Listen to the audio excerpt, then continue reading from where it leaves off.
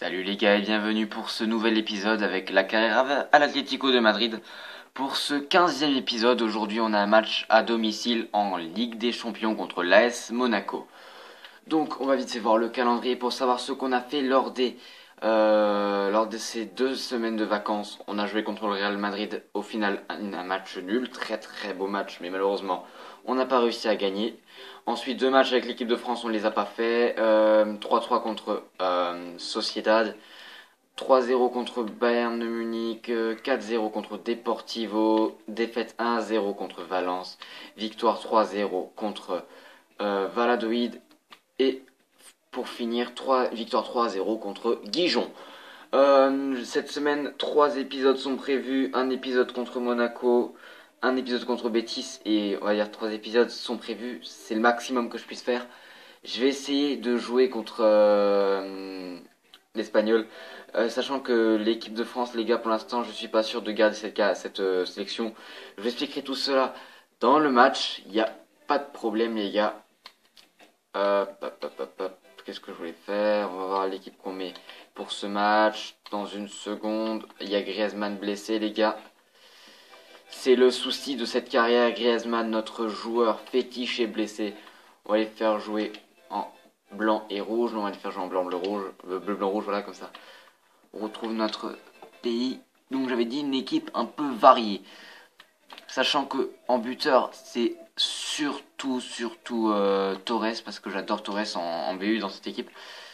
Rafinha, on va le mettre comme ça. Torres, il va passer là. Gabi Coquet, Philippe et Luis Godin, Serge Fabinho, Oblak. Écoutez, Oblak, il est très bon, mais pour cette équipe, j'ai envie de mettre Nardi pour voir ce que Nardi a dans le ventre. Et est-ce que je vais le mettre? Oui, je vais mettre aussi Wendell sur le côté gauche avec Coquet, ça pourrait le faire. Et qu'est-ce que j'ai des remplaçants en forme? L'équipe, elle est vraiment bien fatiguée. L'équipe qui tourne donc, on a une équipe avec Correa et Torres en attaque, une attaque avec 79 de général, toute l'équipe est en forme, avec un milieu de terrain composé de Coquet, Enteb, Gabi, Torres, un milieu des défenseurs une ligne de défense composée de Wendell, Godin, Savic et Fabinho, et au goal on a Nardi. C'est parti pour ce match contre Monaco. Et donc on se retrouve pour le coup d'envoi de ce match à l'Estadio Vicente Calderón, l'Atlético Madrid qui reçoit l'AS Monaco, un match de Ligue des Champions qui peut être le dernier, je crois bien, à enjeu, parce que là on n'est pas sûr à 100% de se qualifier, mais si on fait minimum match nul, on est sûr et certain de se qualifier. Là maintenant, je veux dire, Monaco pourrait gagner tous ses matchs, c'est passé devant nous. La différence de but, on se fait vraiment laminer, quoi. Mais bon. Alors la composition d'équipe de l'Atlético Madrid, vous la connaissez, avec Paul Nardi qui va prendre sa place dans les cages. Une équipe bien remaniée pour ce match, vu que déjà on a un attaquant blessé, c'est Griezmann, et on a des joueurs fatigués comme Vieto et Martinez. C'est possible que maintenant on a un Torres qui va être plus présent en Liga, vu qu'on a une grosse blessure. Donc Subasic pour le goal, Juanfran, Carvalho, Ragui et Coentrao, Toulalan, Bakayoko, El Shaarawy, Moutinho, Hulk et Traoré. Très grosse équipe de Monaco quand même, il faut le dire, c'est une grosse équipe qu'ils mettent, avec Hulk dans les tirs de loin, il est juste monstrueux. Joueur à suivre, Coquet et Hulk d'ailleurs, Coquet qui est pas mal, faut le dire. Mais est-ce que ça va être le joueur à retenir de cette journée, le joueur à suivre de cette journée? Je ne sais pas, on va voir ça à la fin du match. Donc on a déjà une bonne balle pour Monaco. Oliver Torres qui va au pressing. Non, Torres, l'autre Torres, vu qu'on a 2 Torres. J'espère que les 2 Torres vont réussir à faire le taf ensemble. C'est la première fois que j'ai titularisé les 2 en même temps, je crois. Oh, la frappe, ça passe à côté. Alors première frappe du match pour Monaco, première occasion, grosse occasion, et Paul Nardi qui n'a pas eu à forcer son talent vu que c'est à côté. On va dégager cette balle. Paul Nardi qui est un immense gardien, jeune gardien, prometteur pour l'équipe de France. C'est franchement fantastique un gardien comme ça pour l'équipe de France. Entep qui voit Correa qui ne passe pas. C'est revenu dans les pieds de Monaco. Donc comme je l'ai dit au début de vidéo, l'équipe de France, je suis pas sûr de continuer avec. tout simplement parce que j'ai dit que j'allais faire une carrière avec une sélection nationale, mais la carrière ne sera pas une carrière habituelle, une carrière de sélectionneur habituelle, vu que je serai le sélectionneur, mais vous serez tous mes entraîneurs adjoints. Vous me direz, dès que vous me direz de faire un petit changement, par exemple, de mettre une équipe composée de Benzema en attaque avec Lacazette ou avec Martial. Si vous aimez pas Benzema, on peut le changer. On va tenter de faire la meilleure équipe possible ensemble. Vous demandez qui vous voulez pour la sélection, que je pourrais prendre du vivier, des joueurs jeunes, des vieux de la vieille. Si vous voulez, on fait revenir Ribéry et tout. C'est vraiment une carrière où où vous allez aussi aussi bien bosser que moi. Et on va la commencer très très vite. C'est pour ça que j'ai pas envie de prendre 2 fois la même sélection, même si l'autre c'est une carrière qui sera là tous les quelques semaines. En plus, j'ai envie de faire autre chose, c'est qu'avec ces carrières, on va tenter de suivre le bon nombre de jours entre les matchs, pas entre des mois par exemple, entre 2 compétitions. Non, mais si par exemple on est en coupe dans l'Euro, on va attendre les 3 jours de repos et je pourrais faire une autre vidéo comme ça. J'aurai un planning défini et tranquillement le but pendant que je parle. Le but de Correa, je crois même, c'est son numéro 16. C'est le numéro 16 et oui, c'est Correa qui offre l'avantage à l'Atlético Madrid à la 23e minute sur une de ses premières occasions du match. Très très belle frappe de Correa, regardez ça. Il avait envie d'y aller seul, il a fini seul son action et ça fait donc 1-0. Ah, donc cette carrière que j'ai très envie de commencer. Mais il va falloir attendre d'être un peu plus loin dans cette carrière à l'Atlético Madrid, peut-être aller jusqu'au bout et gagner la Liga BBVA. Ça pourrait être fantastique. Torres qui passe. En plus, on a l'équipe, on a l'équipe qui a les épaules pour la gagner. Et pour l'instant, on est juste un peu souffrant dans cette Liga BBVA. On n'arrive pas à s'en sortir. Ouh, Fabinho. Où ça passe bien. Pour Correa pour le doubler. Oh non, Correa pour le doubler. J'aurais pas voulu tenter la passe PBS. Mais ça aurait pu faire 2-0, les gars. Va falloir que je réfléchisse très vite si je veux m'assurer la victoire par tous les coups ou si je veux quand même tester. Et je préférais m'assurer la victoire, les gars. On va tenter le tout pour marquer le deuxième but avant la mi-temps. Ça serait vraiment très important pour être sûr de se qualifier pour la suite de la compétition et peut-être même en première place. Ça dépend du match du Bayern. Oh, Correa encore, Correa qui fixe le gardien, Correa qui frappe, le gardien qui sort une parade miraculeuse. Ragui au duel avec Torres qui passe encore, la passe à Entep qui sera bloquée par la défense de Monaco. Bien joué pour Monaco.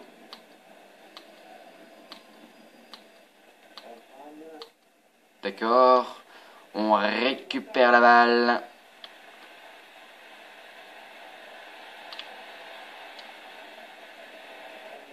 Wendell. Oliver Torres la frappe et ça passe à côté des filets. C'est pas mal du tout, les amis. Vraiment pas mal du tout. On est une équipe qui a l'envie, qui peut aller très loin.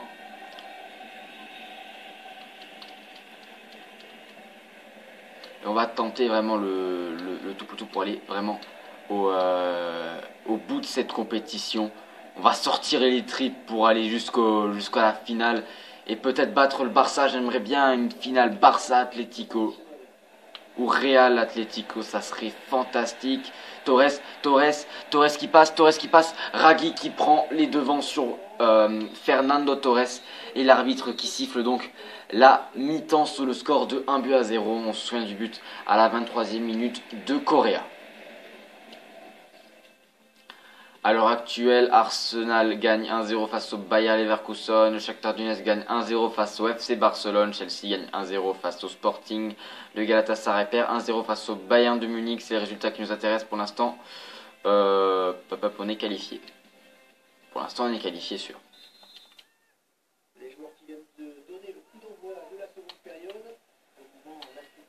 Parce que je vois pas vraiment le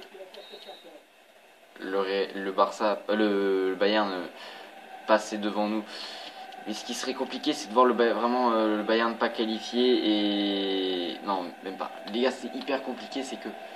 Même si je crois que j'ai des conneries, là c'est pour quasiment s'assurer la première place que je joue. Je crois que là c'est pour s'assurer la première place qu'on joue, mais qualifié, on est déjà. Pour ne pas être qualifié en Ligue des Champions, il faudrait quoi? Ah non, c'est pas possible. C'est pas possible parce que le Bayern, il faudrait que le Bayern ne serait pas qualifié non plus, quoi. Il faudrait être troisième. J'ai raconté des conneries, ce match-là, il est un peu pour du beurre, donc. On va dire que j'adorerais me qualifier premier pour tomber contre le deuxième de notre groupe et pas le premier. On ira d'ailleurs voir tout de suite après les autres équipes qualifiées en deuxième. Pour l'instant, pour voir qui pourrait être à l'heure actuelle notre adversaire. Et même si ça va changer encore, j'espère. Ça va pas rester comme ça. Il y a quand même des équipes surprises. Je sais pas si je vous l'ai montré la dernière fois, mais il y a des trucs vraiment surprenants. Le centre, peut-être une tête, et c'est pas cadré. Ah non, c'est mieux, c'est un corner. Coquet, très bon tireur de corner. Il s'est un peu loupé, on va la faire à Gabi. Gabi la frappe de loin. Gabi, ça finit à côté des filets de Subasic.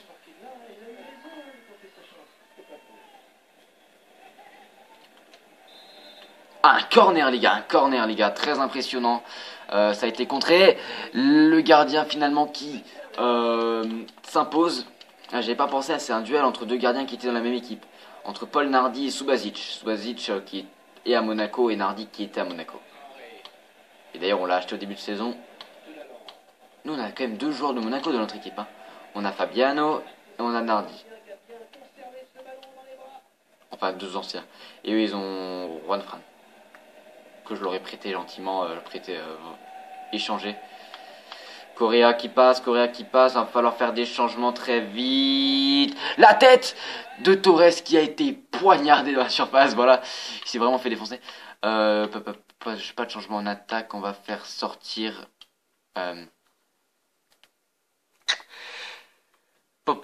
Qu'est-ce qu'on va faire les gars, qu'est-ce qu'on va faire? On va faire rentrer Saul pour s'assurer une bonne défense avec Torres qui va revenir. C'est tout pour la défense maintenant. Premier changement effectué, on fera un deuxième dans 10 minutes. Il n'y a aucun problème. On va faire une tête, on va l'envoyer loin devant avec Gabi qui l'a fait à Coquet. Voilà, Saul qui est rentré à la place de Torres. Je vois un peu quoi faire. Ouh, Coquet qui a été dépassé par le joueur de Monaco.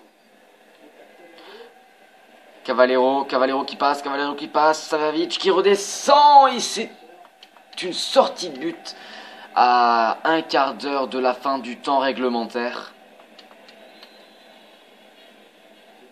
L'arbitre qui va bientôt devoir faire notre deuxième changement, je vais le donner tout de suite. Oh, oh non les gars, oh la grossière erreur de la défense qui laisse passer l'égalisation du score. Par qui? Par Toulalan, je crois.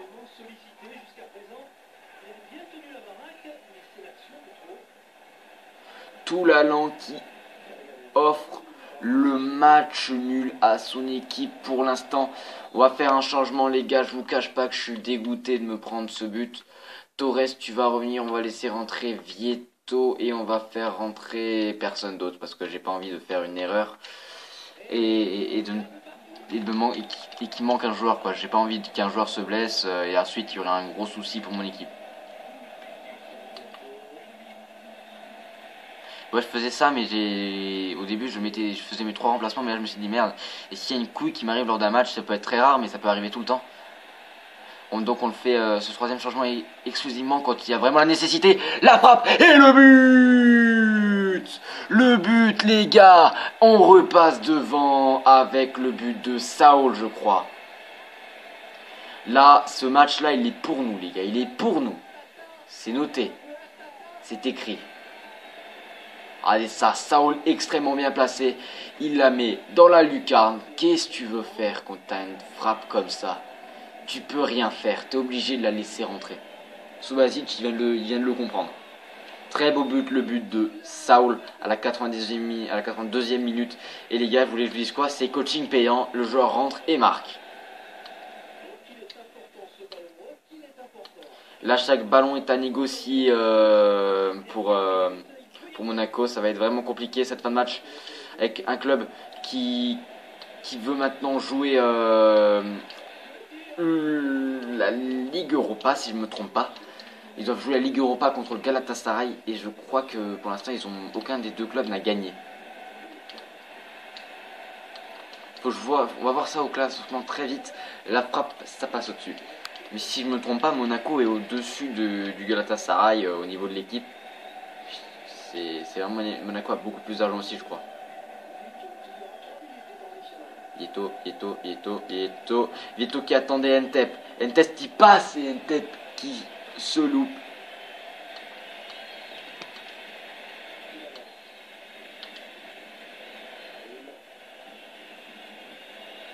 Saul qui est là. Saul pour le doubler peut-être sur cette frappe de loin. Le loupé de Saul. Mais c'est l'arbitre qui vient finir la rencontre sur ce score de 2-0. C'est la fin du match. De 2-1, pardon. C'est la fin du match. Et l'Atlético gagne encore une fois devant son public. Cette Ligue des Champions, elle est pour nous, les gars. Elle est pour nous. On va vite voir les 3 buts du match. Le but de André Correa, à la 23e minute sur cet exploit personnel. Ensuite, le but de Toulalan à la 78e minute. But qui aura redonné l'espoir à tout un peuple.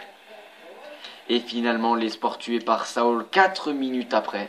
Sur ce très bon placement de Saul, regardez ça, comment il a très bien joué, finement. Frappe direct au fond des filets, voilà. Il s'est pas posé de questions et finalement ça nous donne la victoire. Donc 10 tirs à 6, 6 tirs cadrés à 1, 51% de possession à 49, on a vraiment dominé ce match. Les notes des joueurs, 8,8 pour Correa, 6,4 pour Vieto, 8,7 pour Coquet et les autres je vous laisse vite fait voir, mettez sur pause. Moi je vous retrouve pour voir les classements des groupes de Ligue des Champions. Donc on va commencer par le groupe 1, on va faire ça très simplement. Arsenal premier avec 10 points, le Bayer Leverkusen deuxième avec 5 points, le FC Barcelone qui a perdu contre le Shakhtar Donetsk à 4 points et le Shakhtar Donetsk était dernier avec 3 points. Groupe B les gars, Chelsea avec 10 points, Séville avec 5 points, la Roma avec 4 points, Sporting avec 3 points. Groupe C, notre groupe, on est premier avec 12 points, aucune défaite et seulement un but encaissé. Le FC Bayern de Munich est juste derrière avec 7 points. Le Galatasaray est troisième avec 2 points. Et Monaco est dernier avec 1 point. Le groupe D, la Juventus qui a 8 points. Le Real Madrid qui a 4 points. Wolfsburg qui a 3 points. Et le Club Brugge qui a 3 points. Le groupe E, les amis aussi, Manchester United 10 points, Celtic 6 points, Benfica 4 points, Moscou 3 points. Le groupe F, Paris 10 points, Porto 7 points, Bâle 4 points, Olympiakos 1 point. Le groupe de l'Olympique Lyonnais qui est premier avec 8 points, le Zénith 7 points, Mönchengladbach 6 points, la Gotoise 0. Manchester City 7 points, égalité avec la Lazio 7 points et Valence et le PSV sont à égalité avec 4 points. Donc on risque de tomber contre ou le Bayern ou Barça qui pourrait encore monter devant. Séville, Bayern non. Le Real, les Celtics, le Porto, Zénith, la Lazio. Mais quand même le Bayern Leverkusen ce serait chaud. Voir Séville aussi. Au classement de la Liga BBVA, on est 5ème avec 18 points. Il va falloir rattraper les grands clubs. On va vite voir ce qui va se passer. Est-ce qu'il y a des matchs qui vont se jouer avant le nôtre? Et est-ce qu'il y aura des gros scores? Qui n'est le retour du blessé vers l'écran de soumission pour l'équipe de France? On va partir pas comme ça. Giroud, tu me laisses venir Griezmann vu qu'il est plus blessé. C'est pas que j'aime pas Giroud, mais je vais garder cette équipe-là et on va faire. Je vais simuler les matchs. Très très bel épisode. On a réussi à faire ce qu'on voulait faire. Donc coach, je peux vous demander quelque chose? Coach, j'espère que vous ferez tourner l'effectif et que vous m'accorderez une chance de jouer. On verra. Je suis en état de jouer. Ok. Même un léger risque de rechute, mais bon, si tu veux jouer. Joueur appelé en sélection, on s'en fout. On s'en fout, retour du blessé. Mais ils me disent quand même à toi de voir si tu penses le faire jouer, mais il y a des chances qu'il aggrave sa blessure. Ça m'est jamais arrivé, un joueur qui aggrave sa blessure. Je vais juste voir, est-ce que là il est noté encore blessé? Oui, je vais voir quand est-ce qu'il pourrait revenir dans l'équipe. 7 jours. 7 jours. Griezmann, écoute. Tu vas pas me faire chier pour 7 jours, je te titulariserai pour le match contre l'Espagnol Barcelone, mais pas contre Betis. Betis, je préfère mettre Martinez et Vieto. Pour être sûr quand même que l'équipe soit en état de gagner sans me stresser. Est-ce que je fais trop jouer Griezmann ou est-ce que je le sors première période? Voilà. Peut-être que je le garderai en remplaçant au cas où. Voilà. Donc les gars, cet épisode est désormais fini. S'il vous a plu, n'hésitez pas à liker, à vous abonner à la chaîne pour voir la suite de cette carrière, la suite de la carrière à l'Inter de Milan qui va venir dès la semaine prochaine. Et bien sûr d'autres carrières qui vont venir très bientôt. Je vous souhaite une très bonne semaine. On se retrouve très vite pour un nouvel épisode. A plus!